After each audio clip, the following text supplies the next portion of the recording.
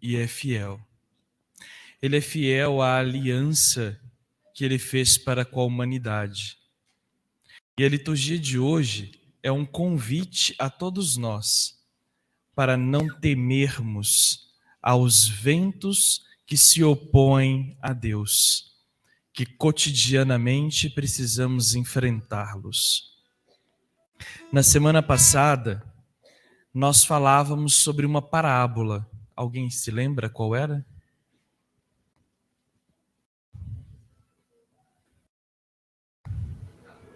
Hã? Semeador. O semeador saiu a semear. E hoje é a continuação do evangelho de semana passada. Semana passada nós refletíamos até o versículo 23, capítulo 13 até o 23. E hoje nós continuamos do 24 ao 43. E é nos apresentado mais 3 parábolas. Semana passada nós refletíamos sobre a semente que era plantada em terrenos pedregosos, no meio da margem, entre espinhos e no terreno bom.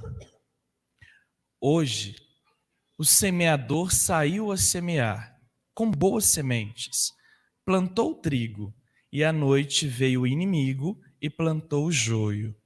Agora eu gostaria de pedir a vocês que pegassem os seus celulares. Vá lá e pesquise joio e trigo. Joio versus trigo.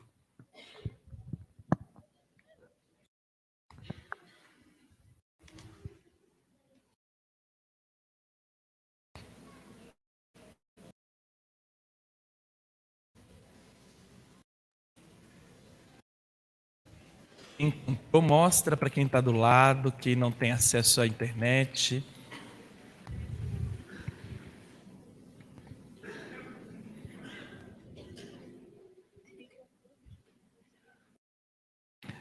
Acharam? Percebam que o joio e o trigo são muito parecidos.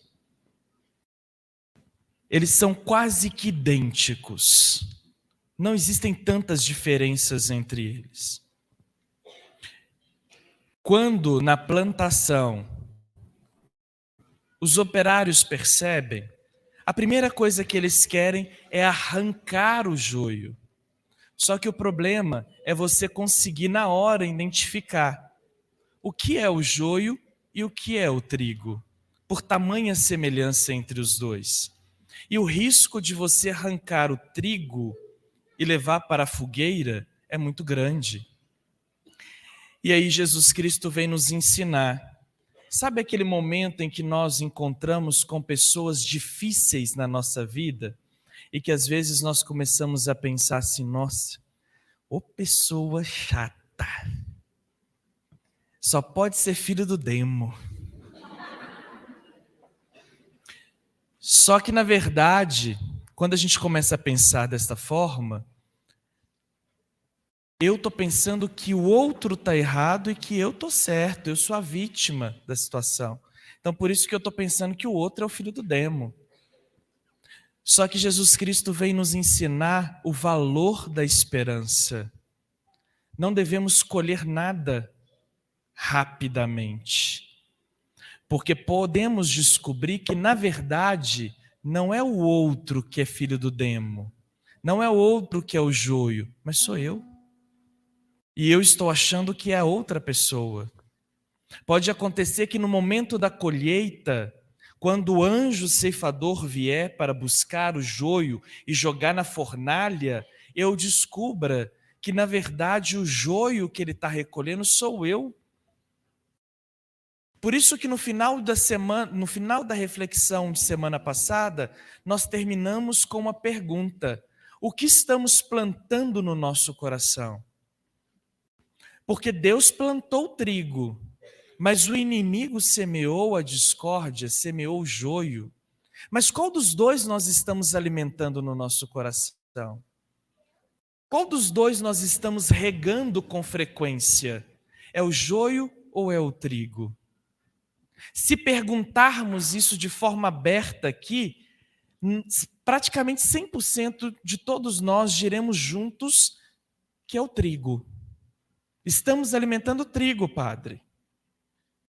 Será? Porque responder isso aqui é muito fácil. Porque quando entramos aqui, todo mundo vira santo. Mas e lá fora? Lá fora nós somos joio ou nós somos trigo? No momento das desavenças, nós partimos para o ataque com acusações ou nós esperamos para ver o que vai acontecer? É uma das virtudes teologais, a esperança. Quem espera no Senhor, tudo alcança. Ah, mas vai demorar. Um dia para Deus é como 1000 anos. 1000 anos para Deus é como um dia. Da mesma forma que pode acontecer em alguns minutos, pode levar alguns anos para acontecer. Mas vai acontecer no momento certo, na hora certa. Nós não temos esse domínio de qual é o momento certo e a hora certa. Mas Ele tem. Ele conhece os caminhos. A segunda parábola que foi apresentada hoje é do grão de mostarda. O pequeno grão. Ele é minúsculo. Esse pequeno grão é como a fé. A fé que deve nos mover.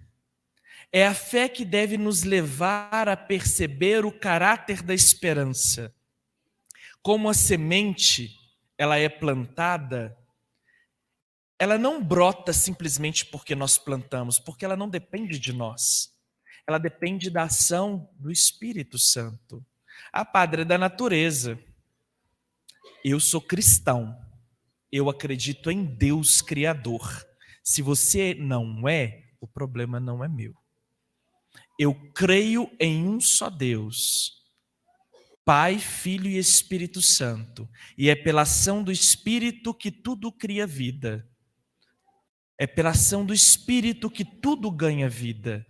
E é justamente no momento em que se planta uma semente, nós não a enxergamos depois que ela está no subsolo.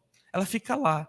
Você pode vir e regar, mas o que acontece lá de baixo não depende de você. Não depende da água e da quantidade que você está colocando. Só depende da ação do Espírito Santo. Padre, mas se você regar muito, a semente acaba morrendo. Pode acontecer. Da mesma forma que várias pessoas foram tidas como estéreis, não podia ter filhos, porque também eram velhas, mas tiveram filhos. Como que você explica isso? Se é para olhar pela lei da natureza, como que você vai me dizer que Sara podia ter filhos? Ah, padre, mas aí está falando de uma história que está na Bíblia, mas aí temos várias outras pessoas.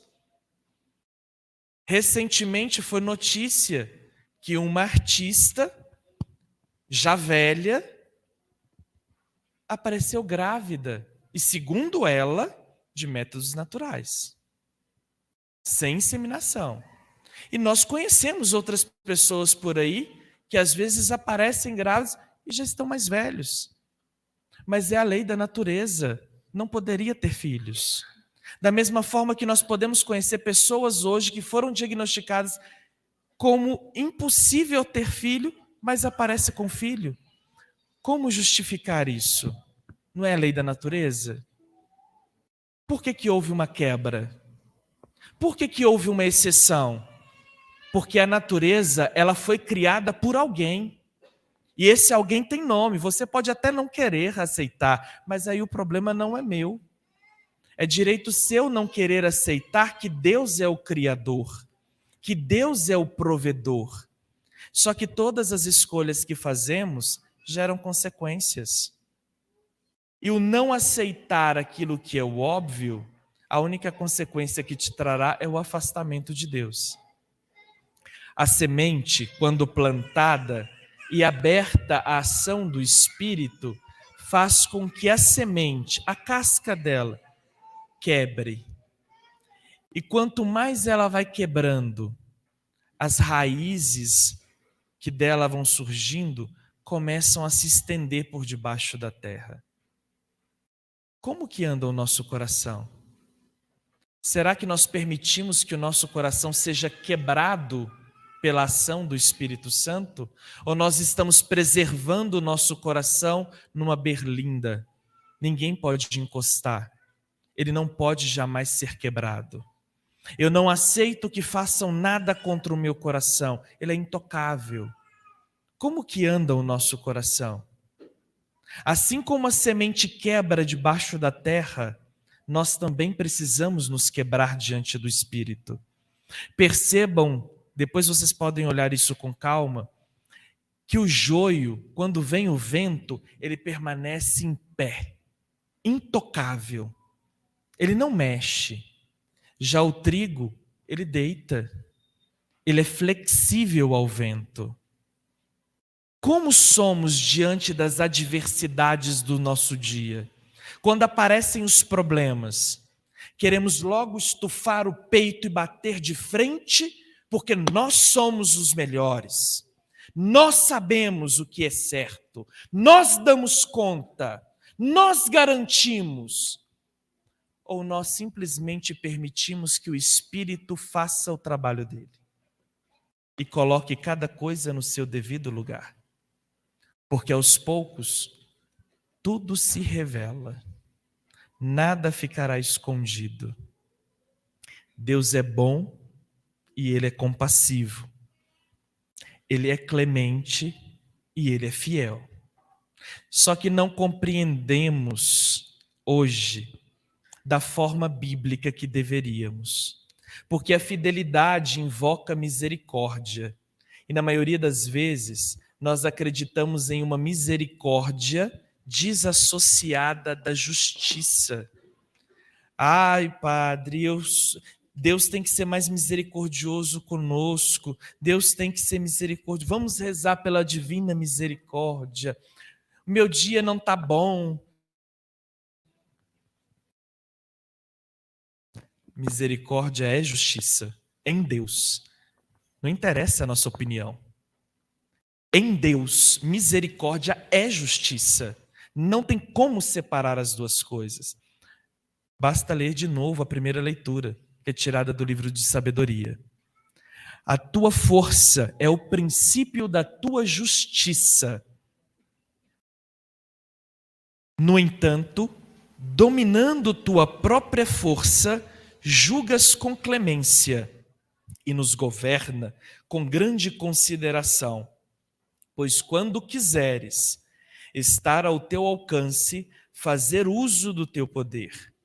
Assim procedendo, ensinastes ao teu povo que o justo deve ser humano, e a teus filhos destes a confortadora esperança de que concedestes o perdão aos pecadores. Ele concede o perdão, mas o fato de perdoar o pecado não exime a consequência do pecado. Se eu chego perto de uma pessoa, quem nunca assistiu, eu recomendo. Tem um filme muito bonito chamado São Felipe Neri. Você encontra ele no YouTube. É um filme maravilhoso. Tem um pedaço do filme que explica bem isso aqui, do livro da sabedoria. Um casal não queria ver a sua filha namorando com um rapaz, porque não gostava do rapaz. E aí eles começam a colocar na boca do povo um boato de que aquele rapaz era assassino e tinha cometido uma chacina, matado várias pessoas. E aquilo começa a lastrar, vai de boca em boca. E acaba com a vida daquele jovem, daquele rapaz, porque as pessoas começam a olhar para ele como se ele fosse de fato um assassino. Com o passar do tempo, o casal se arrepende, procura Felipe para se confessar. E aí, no momento em que eles se confessam, Felipe dá uma penitência. Tem muita gente que merece uma assim. Dá uma penitência. Vai lá e pega uma galinha. Pega a galinha, enquanto você traz, pega a mais gorda que tiver. Enquanto você está trazendo a galinha, você vai despenando ela no meio do caminho. E isso já é há muitos anos atrás, então era comum naquela época, né? E aí o casal foi. Enquanto eles iam discutindo, eles iam despenando a galinha.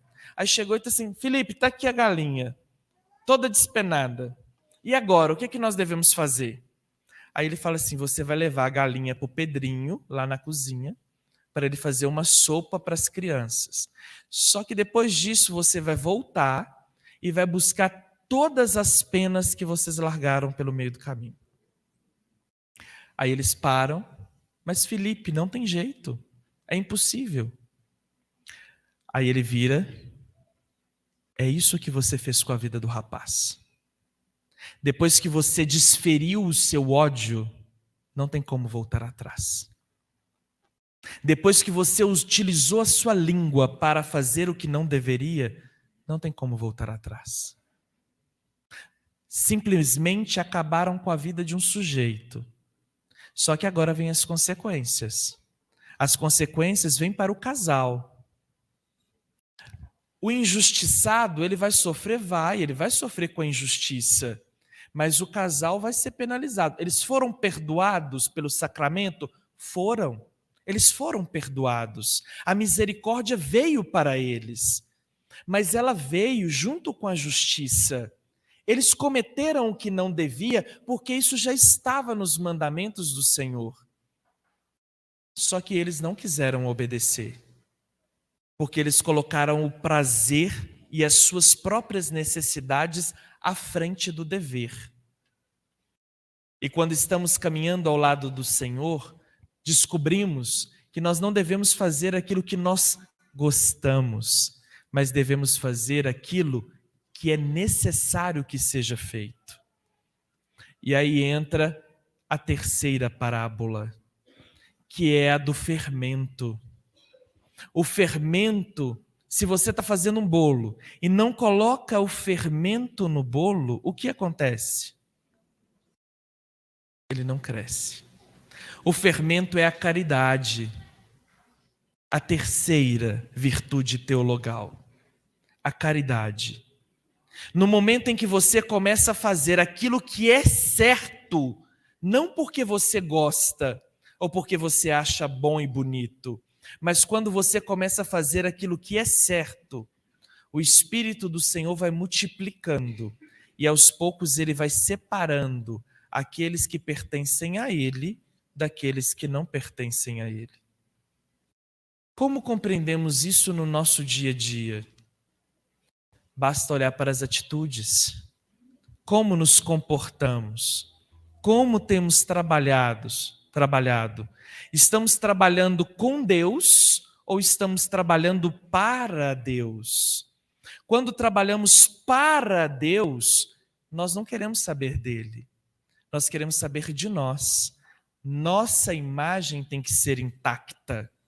A nossa imagem tem que ser maravilhosa. A nossa imagem tem que ser exaltada. Mas quando trabalhamos com Deus, seremos perseguidos. Sofreremos calúnias, difamações. Sofreremos perseguições. Mas nada vai nos abalar. Porque a força não vem de nós, mas vem dele. Por isso que são 3 parábolas hoje, para nos colocar no caminho das 3 virtudes que não nascem de nossos esforços, mas nascem da ação de Deus. Esperança, fé e caridade. 3 virtudes. Ela não nasce de nós, não é de nosso esforço, não é de nosso intelecto que elas vão aparecer em nossa vida, mas elas surgem a partir do momento em que nós nos entregamos nas mãos de Deus. E aí vem a segunda leitura de hoje. A segunda leitura que é de São Paulo aos Romanos. Semana passada, ele falava sobre a carne que nos conduz à morte e sobre o espírito que nos leva à vida. A carne é quando somos guiados por nossos desejos e prazeres, por nossas necessidades, por nossas vontades mesquinhas. O Espírito é quando deixamos isso de lado e nos abrimos para aquilo que vem de Deus. E aí São Paulo vai nos dizer que quando nos abrimos ao Espírito, nos abrimos à vida, o próprio Espírito é que intercede em nosso favor com gemidos inefáveis. No momento ainda que estivermos sendo perseguidos, você não precisa pensar numa resposta. O Espírito vai te dar a resposta adequada para aquele momento. Não precisa se preocupar com defesa. O Espírito conduzirá a sua defesa. Porque assim como o fermento faz o bolo crescer, o Espírito faz suscitar pessoas caridosas que andam no caminho reto do Senhor, que estarão ao seu lado para te defender. Pode não ser na hora que você deseja, pode não ser do jeito que você deseja, mas elas aparecerão no momento certo, na hora devida. E aí São Paulo ainda continua, que o Espírito é aquele que penetra o íntimo dos nossos corações e sabe qual é a intenção. Ele conhece a profundidade, o lugar onde nós mesmos temos dificuldades de ir. O Espírito vai. Ele percebe aquilo que é necessário e traz de volta. Não devemos temer. Não devemos temer no momento em que somos chamados a opor as modinhas que o mundo de hoje nos propõe. Semana passada falávamos do pensamento positivo, que principalmente entre os jovens é algo muito forte. Precisamos pregar o pensamento positivo. A única coisa que o pensamento positivo vai fazer é te levar para a fornalha. É a decisão nossa. Porque o pensamento positivo, como vimos semana passada, exclui de dentro de nós o Espírito Santo. E hoje tem um outro jargão que é muito comum entre nós, não apenas entre os jovens, mas muitos de nós. É sobre isso e está tudo bem. Continua pensando que é sobre isso e está tudo bem. Você vai ver onde esse bem vai te levar. Não é para o caminho do Senhor. Porque quando você começa a pensar, é sobre isso e está tudo bem, você também não está aceitando a ação do Espírito Santo. Porque você está se colocando como a vítima de todas as situações. Eu não dei conta de entregar o resultado no trabalho hoje, mas é sobre isso e está tudo bem. Aí quando você é mandado embora, é sobre isso e está tudo bem. Foi você que não deu conta, mas você foi contratado para entregar o resultado. Se você não entregou, o problema é seu. Não é fazer corpo mole e está tudo bem. Você tem que fazer aquilo que é a sua obrigação. Hoje é muito fácil ficar falando é sobre isso e está tudo bem.